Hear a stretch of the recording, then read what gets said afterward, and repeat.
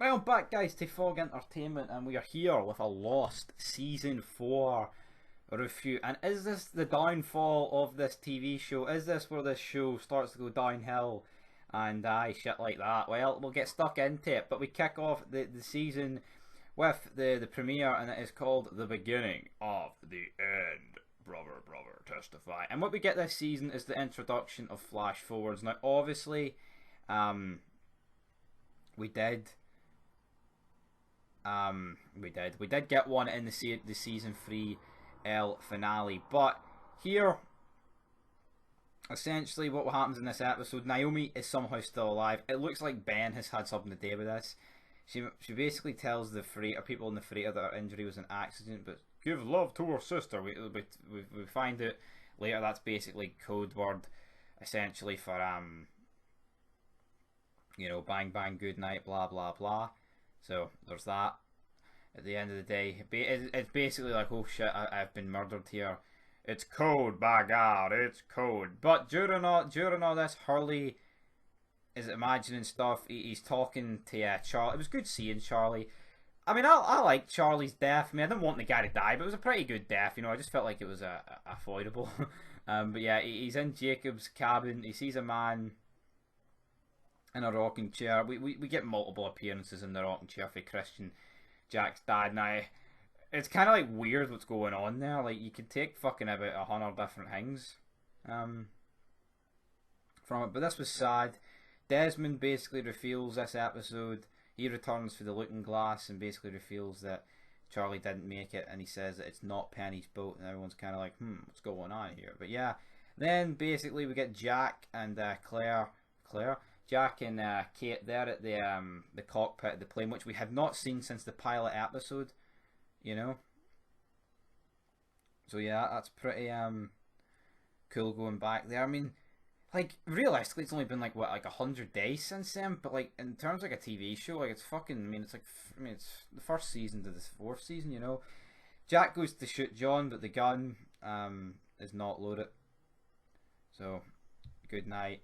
And then, yeah, the groups decide to split up. Jack takes some of his crew back to the beach, while Locke is taking his crew to the barracks to prepare for war with the people. Then the flash forwards, yeah, this reveals quite a lot here. We get like the Oceanic 6 here, and it's just like, what the fuck's going on here? Like, I actually don't mind flash forwards, but I just feel like the fact they like revealed who the 6 were. Like, albeit, yes, some of them don't get revealed till later on, but like pretty much immediately we know what Hurley, Saeed, Kate, and Jack, and then we find out Son, and then we find out Clara's baby, right? But basically, for this point, like, you know, like 4 of them, and I don't know, I just feel like that's a bit shit. I feel like it would have been much, like, I have no problem with the flash forwards, right? But I feel like they didn't even need to mention the Oceanic 6 until we like seen who it was, because like if we seen flash forwards of Jack and Kate off the island, we could have just assumed they all got rescued. But once they start talking about the Oceanic 6, you can just kind of assume that, well, only 6 of them must have got off the island then, you know. So I'm not exactly a big fan of that. Hurley, though, is interrogated by Big Mike Walton, who he basically lies about Ana Lucia, which is interesting there. But aye, man. So yeah, we get a load of flashbacks, well, flash forwards. We do get a few backs, man, I guess, at this stage. But yeah, and then I don't know, I just feel like around this point in the season, it was kind of just like, oh, the people off the freighter, oh ho. We get like the guy they saw, what's it? I can't remember his name in Saw, Detective Singh, I think. He's in it. I mean, we've obviously got Ben in here. I mean, it's at this stage like, why the fuck is Ben? Like, how is this Ben guy no been killed by Locke? It's like, what, mate, he shot you and you're just letting him live. I don't know, man. It just seems to me it's a bit fucking stupid at this point. But we get introduced to a bunch of characters, like I say, the guys for the freighter, Charlotte, Frank. Frank guy's pretty decent, but he was actually originally supposed to fly 815, which is interesting. You know, we get a lot of stuff here, and then John confronts Ben about the whole crew about what's going on, and then he basically reveals that he has a spy aboard the ship. And I was kind of thinking here, it panned to that Frank guy, so you could maybe assume, you know, that it's him, but it turns out it's later it's actually Michael, which I thought was a pretty good. I mean, it was a pretty decent reveal, you know. It's by the way, see the views that Lost got, like 14 million views per fucking episode. That's pretty good. Then we get a bunch of flash forwards with Saeed in the next episode, and I feel like Sawyer was pretty good here, you know, in this season. Also, in this, the helicopter that lands with Frank, blah blah blah. We get Desmond confronting him, and then him and Saeed basically go back, blah blah blah. They go to the freighter. I mean, basically Desmond spends this entire season on a boat, like, to be honest. Then we get a bunch of flash forwards about Saeed in Berlin. It turns out he must be looking he must be working for Ben here. And Ben's off the island, so you're kind of like, how's that going to be pieced together? He kills this woman called Elsa, which is all good in the fucking hood. But yeah, I mean, it's just, I think it's kind of like all over the place. Now, I don't really mind shows that are all over the place. Like Prison Break towards the end was, like, I feel like if something's all over the place but it's entertaining, it's acceptable. But when the shows that are just, there's fuck all happening, like, and no matter how much you can hype it up, it's just not good. Then in the next episode, it's pretty much a Kate-centered episode. We get flash forward to her off the island. She basically gets 10 years probation. She can't leave the state. There's also a kid there. Jack's there pleading in court. So, I mean, you're getting a lot of stuff revealed here. And it's again, there's all this information needs to be revealed. Like, I don't know, like, it's like you spent 3 seasons, right, building these characters up. The mystery of the island, this, that, and the third. And then, like, immediately within, like, the first couple of episodes of this season, we know, like, 6 of them are getting off, and this is what's happened to them after. Like, I get it, they couldn't use flashbacks for season 1 to season 6 because everyone would be far too fleshed out and it would just be dragged out. But at the same time, just because you're not using flashbacks does not mean you have to necessarily use flash forwards in every fucking episode, you know. But yeah, Kate here, good night, and it turns out the baby that Kate has got is actually Claire's, so it makes you think, why would Claire job out her baby? Here, but who knows. But yeah, the helicopter is revealed by Regina after Charlotte phones out who never arrived, so they're kind of thinking, what's going on here? But yeah, and then Kate basically jobs out Sawyer this episode and he goes back. Meanwhile, Miles, he wants 3.2 million for Ben, but John's no having it, big man. Then they lock Miles up, and Locke puts a fucking grenade in his mouth, which if he doesn't bite will blow up. So I mean, I don't know, like, I get it, you could say Locke's protecting the island, but at the same fucking time, this guy, like, he's got a fucking weird code, you know. It's a weird ass code. Like, there's some stuff he won't do, and then there's stuff like this, like a guy. I mean, I'm not saying this Miles guy's innocent, like, but I mean, he's hardly fucking the worst guy. Meanwhile, during the helicopter ride over, Desmond basically gets like PTSD and he gets all these flashbacks, flash forwards, 1996, 2004. Definitely probably the best episode of the season. Like, he had to get the phone number off Penny in the past in order to use it in the future. He also met that guy in 96. So, I mean, he was in the army, which was some pretty good scenes. And then there's like also like a few Easter eggs of Whitmore. He's at this thing. This book written by a crew member of the 19th century ship called the Black Rock. Obviously that boat is now washed up on the island, so yeah, you notice that, all that stuff. Good thing. And then basically the Daniel guy writes on this piece of paper, this note: if anything goes wrong, Desmond Hume will be my constant. So yeah, basically this guy's using a time machine, which we also get revealed later that there's kind of like a time machine on the island. But yeah, definitely a good episode here, but it's like, it's a weird one. It's like, it is a good episode, but it's kind of like not out of context, but it's kind of like out of sync in a way, you know. Like, I feel like this show, like, I mean, I will always, well, so far I finished this season, obviously I'm doing this review, but I just feel like the best period of this show was the end of season 1, beginning of season 2. I feel like that is the best period so far. Like maybe it will be revealed later that who knows. But yeah, then the next episode, which seems to get a lot of hate, but I don't think it was that bad. I mean, it was a Juliet centered episode, you know. But basically, she stopped Charlotte and the Faraday guy for basically completing their mission. She thought they were going to gas the entire island, but it turns out they were perfecting it. And it's like, how are all these buildings just magically appearing over this island? I mean, we're in season 4, we're in, like, all these buildings, and then like there's more. It's like, it's a wee bit unrealistic, but well, I mean, I guess there's bigger fish to fry in the unrealistic fucking department at this stage of the game. But yeah, basically this is now where Ben is beginning to get his freedom for John. And then yeah, who's going to appear, motherfucker? Is it going to be none other than Michael? Yes, Michael, guys, he appears. Is it episode 7 Michael appears? I can't quite fucking remember, but I think it is episode 7, guys. Big fucking Michael. But yeah, then we get the flash forwards with Son here. It turns out that Jin is dead. There's a gravestone, all that stuff, and his tombstone though indicates that he died on the crash of Oceanic 815. We later find out that they had to all lie, the Oceanic 6, about what actually happened, you know. But well, but here he is. Michael returns this episode. He basically talks to Desmond, and Desmond never seen Michael, didn't he not? No, he didn't, so that was interesting. Beside, obviously, remembering Michael here. So yeah, this was a pretty good cliffhanger here. But yeah, basically, Ben revealing that the crash that was faked and all this stuff. What was it, Ben, that revealed it? I mean, you've seen you trying to fucking hink of what's going on here when you're trying to do all this stuff, man. It is fucking a pain in the ass. But yeah, then Juliet basically tells Jin that Son had an affair in order to fucking keep her to stay and try and get off there instead of going to the barracks. Oh, fucking hell.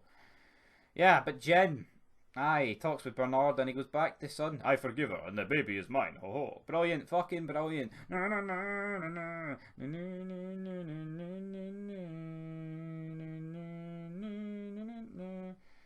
Brilliant. But yeah, guys, then we move in to the big episode 8 and meet Kevin Johnson. And it's just like, Saeed just fucking properly jobs out fucking Hing.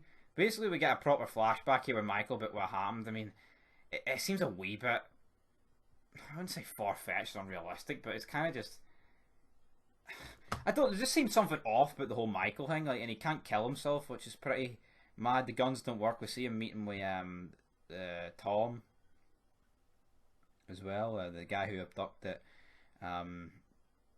Walt here, and it turns out that yeah, we knew Ben and Michael are in cahoots now, and it looks like he's going to blow up the boat with C4. But what the fuck is going to happen here? But yeah, then basically John calls like a meeting and he talks to everyone. Ben then reveals that Michael is in fact the spy on that island, not on the freighter for them. And then at the end of this episode, basically Ben tells his daughter to go with her mother and Carl. But then at the end of the episode they get killed, and then, well, the French woman and Carl get killed, and then his daughter like surrenders. But I mean, this French woman, right?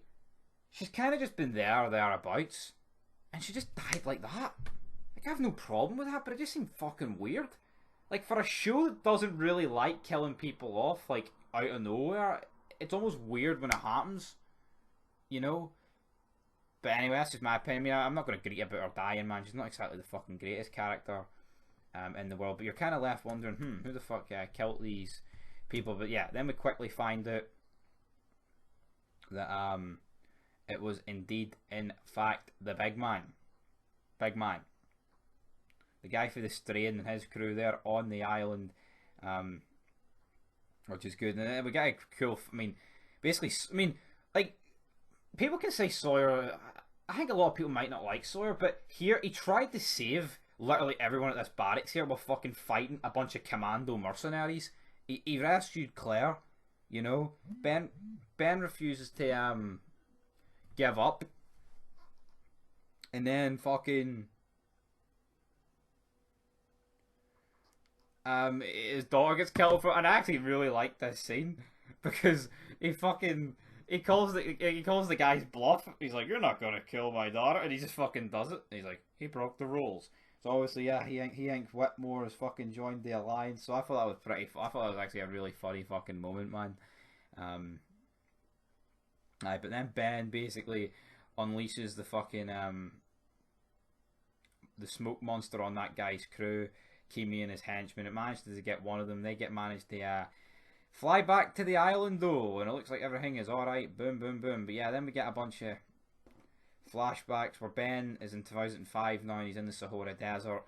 All this, and he basically talks to Saeed, and turns out Saeed's wife Nadia got killed, and then he basically delivers the guy to him on a fucking silver platter, and then he talks with Whitmore basically about what happened, and is like, "I'm not going to kill you, but I am going to kill your daughter." So ho ho, Ben's threatening to kill Penelope.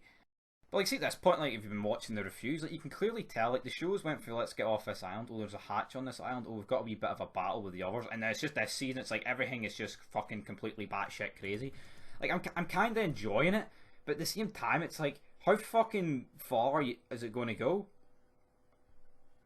You know, meanwhile, Jack, in the next episode, he gets his appendix ripped out, he gets him surgically removed, in this episode. Then we basically see him and Kate in the flash forwards here, and he's actually living with her, and they're raising the kid here. He visits Hurley, but Hurley basically suffering from hallucinations. He says that he's been seeing Charlie, and he basically believes that the Oceanic Six have died and they've all gone to heaven. And he received a message for Charlie saying, "You're not supposed to raise him," referring to the kid, obviously. But yeah, Jack then hears Kate on the phone, and he's wondering what it is, and it turns out she's doing an errand for Sawyer, which kind of like, well, if Sawyer's still on the island, how the fuck's this even working, you know? But I guess I'll get revealed probably at a later point. And then Aaron, the wee kid, walks in as Jack blurts out that Kate isn't even fucking related to the big man. But yeah, then during this episode, fucking Claire gets confronted by her dad. She leaves the baby and fucks off into the woods with him. I don't know if they're gonna fucking incest or something, but aye. And then yeah, Miles just jobs out, and Sawyer's like he just. No, I really liked, like, Sawyer was very protective of Claire here. He was definitely not, like, this is like what you call character fucking development. The guy is like a fucking, he's turned into a leader, and he can, you know, he actually cares about these people, you know. He's a fucking badass while doing it. He's kind of like Teabag if Teabag was a good guy, you know. But that's the bottom line. That's what he reminds me of, like, but with his charisma and all that, this, that, and the fucking for, and also the Frank guy actually saved Martin Kimi and his crew in this episode. But aye, boom, boom, boom, boom, boom, boom, boom, boom, boom, boom, boom, boom, boom, boom. Aye, and basically Jack gets saved here in this episode. But now we're getting closer to the 3-part finale, which, I mean, a 3-part fucking finale, man. Absolutely insane. Locke, Hurley, and Ben then go off for the cabin. And I know I really like the scene where Sawyer's like, "You three are fucking crazy." And he's like, "Hurley, you don't have to go with them." And he was trying to take Hurley with him, Sawyer as well. Again, it's like, this guy's a fucking good guy, isn't he, man? But yeah, John gets like a vision for this guy called Horace Goodspeed, and that basically gives him a map to the location of the L cabin is. And again, it's just like, fuck me, man. This show is absolutely batshit fucking crazy at this stage, isn't it, man? But well, but yeah, that we see how Locke was born when his mum, who was 16, 1956, she got run over, and then she gave birth. She's I can't raise this boy, motherfucker. I can't raise this boy. But when Kimi returns though on the freighter, he tries to kill Michael, but the guns don't work because Michael, he's got that special ability, brother. Oh, brother. But yeah, Saeed starts going back and forth from the island to try and save people, but Desmond refuses, says he will never return to the island after he left. And I've got a feeling that promise will not be kept true, in my opinion. But aye, people think the captain gets fucking killed on the boat after the big man, Kimi, basically starts threatening Frank after Frank says he wasn't going to fly, which is funny. Locke then enters the cabin, meets Christian, meets Claire, which is funny. And now, yeah, Christian basically reveals that the island must be moved because the mercenaries are back en route to the island because Big Frank took off. Boom. But then we dive in to our 3-person finale, and it's just fucking hell, man. This is a lot of stuff going on here. So let's dive straight into it. So yes, we have part 1 here, and then this is where we get like flash forwards and shit of the Oceanic Six, who I just can't be arsed going over again. But yeah, we see them meeting all their family members. Basically, Hurley's daddy rebuilt that 1970 Camaro, but Hurley becomes panicked after reading like the miles, and it says the exact same number that he won the lottery tickets as well. And then we also see, I think, was it in the premiere, that the whole coffin thing, which Jack, that gets revealed at the end. We'll get to that in a minute. Claire's mother also reveals to Jack, though, that Claire's his half sister, which Jack obviously can't tell her about because, oh, we made that deal, brother, testify. But yeah, Jack and Kate then encounter Sawyer on the island. This is a flashback here. And basically, he reveals that Claire took off and that they're going to try and find her, but it's not much going happening. But then Jack and Sawyer basically meet with Frank at the helicopter. But then they decide to rescue Hurley because he's with Ben, so they go after him. I mean, this is kind of just all over the fucking place. Side arrives at the freighter and then he starts bringing people back and forth, you know, but well, man, who knows. Then Kate and Side basically go after Jack and Sawyer. It's like, fuck me, man, do these people ever get a day off? You know, which I find is pretty funny. But during all this, Kate and Side are actually captured by a bunch of others, the Richard guy and the others. And this guy doesn't age, so obviously this guy's fucking discovered something. But meanwhile, on the boat, Sun, Jin and Aaron arrive. But oh, hell no, Michael and Desmond discover C4, which is not looking good here. But meanwhile, they get to the Orchard station, which they're going to have to use to move the island. But who's there? The big man's fucking crew, which is not exactly ideal. But then we move into part 2 of the episode. So yeah, Jack and Sawyer meet up with Hurley, and then we get Jack and Locke arguing once more. And it's like John tells him to lie about the island so no one finds it, this, that and the fourth. Oh, bam, bam, bam, bam, bam. Then Kate, Side and the others get to the helicopter. Plan here, basically wipe out Kimi's entire crew, but he basically fakes death here. Then he heads after John and Ben, which then he ends up getting killed by Ben, but it turns out he had a heart rate monitor that he applied to himself on the ship. We actually seen that, but didn't really make a big deal of it, because obviously, plot twist. Yeah, it's connected to the C4, so oh hell no. Meanwhile, Michael and Jen are trying to freeze the C4 to give themselves a bit of time. But yeah, Ben manages to turn the island, basically says he can't return, blah blah blah, we'll move the island. He gets John to take over the other, so John looks like he will be the leader of the island now, which is a wee bit absolutely insane. The helicopter though takes off, but due to all that gunfire, there is a fuel leak on board. They throw all the way out. Sawyer then sacrifices himself. He whispered something in Kate's ear, so maybe that's that favour that she's on about.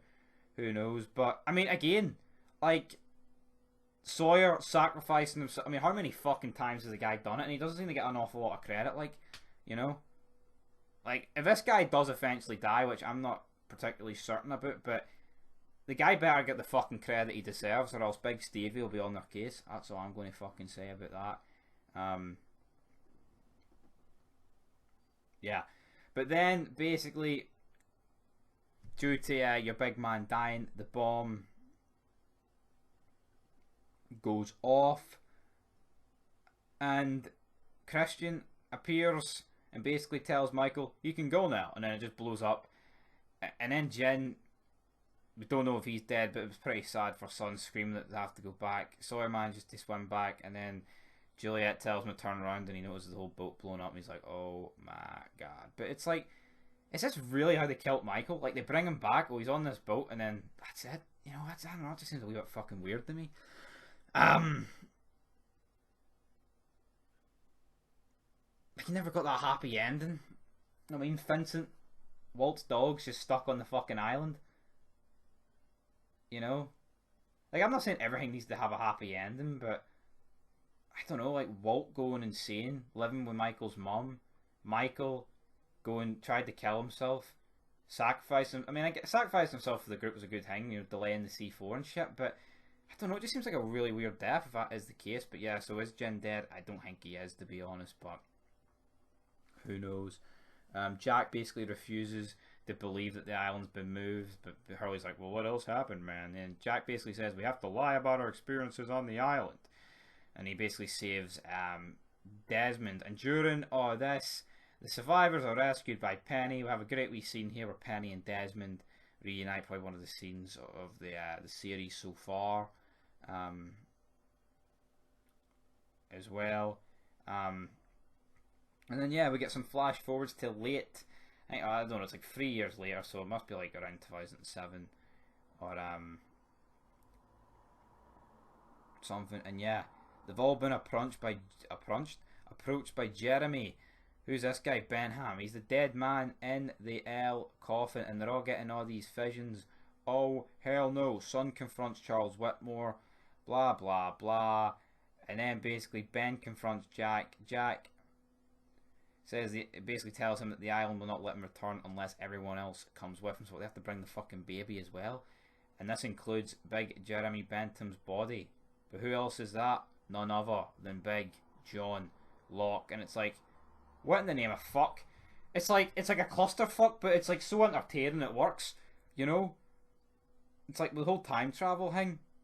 Like with the doctor, his body, you know, they killed him on the boat, but he appeared before he died. All that weird shit. I mean, looking forward to season 5, but I feel like there was a lot of stuff wrong with the season, a lot of good stuff. It was action packed. You can't really complain about it in that regard. But I'll give it a 7 out of 10. Like I've really enjoyed watching this show. It's a must watch. Like, but I feel like there isn't much. Like, it doesn't scream out to me like 10 out of 10, 9 out of 10. You know. But I guess not many shows do. But anyway, guys, till next time. 7 out of 10. Peace.